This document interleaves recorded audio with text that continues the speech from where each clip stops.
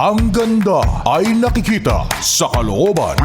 Bakit sa kanya? Nasa pangalan na, nasa mukha pa. Ganda ka? Ganda yarn. Ito na ang nagmamaganda at feeling diva. Ganda! Wanda!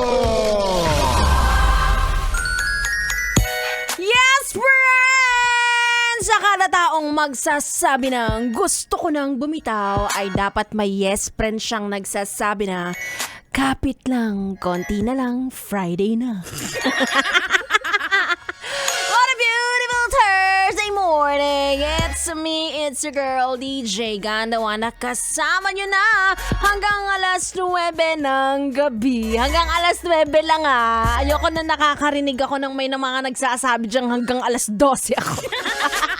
Well, minsan, kapag marami tayong ginagawa, ganyan, lalong-lalo na, malapit na ang Holy Week, at yung iba ay naghahabol na ng kanilang mga trabaho para wala na silang gagawin tomorrow.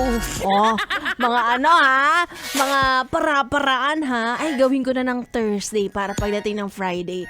Ako on the dot. Eksaktong 5 PM wala na ako dito. Diba? Yung 4:59 pa lang, nandun ka na sa lobby, nandun ka na sa baba, ready ka na mag-out, nakakahiya naman. Anyway, bukod sa Thursday ngayon, medyo maulan din, basa po ang kalsada, kaya sa mga bumabiyahe dyan, kay Manong driver, ayan, ingat-ingat. Diyos ko, medyo maulan. Medyo lang kasi, hindi naman sobra-sobra. Anyway, ingat po tayo. Again, madulas ang daan. Manang driver, ang tingin ay sa kalsada, hindi sa legs ng dalaga. Ayan, kaya nanlalabo ang mga mata ninyo Sisisihin nyo pa yung hindi lagi, kaka-cellphone ko kasi to, hindi. Sa mga nakakasilaw na legs yan. Tignan mo, naka-go na kuya. Ikaw go ka pa rin sa pagtingin mo dyan. Lagot ka talaga sa misis mo pag-uwi, isusumbong kita. Naku, meron dito hindi ko sinasabing dito sa stasyon namin may mga taga-kabilang stasyon.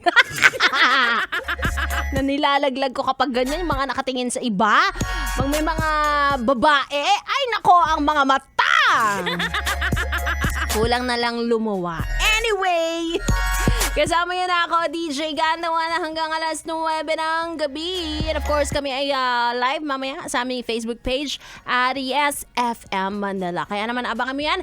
Ituloy muna natin ang ating tugtugan. Dito lang sa 101.1 Yes FM.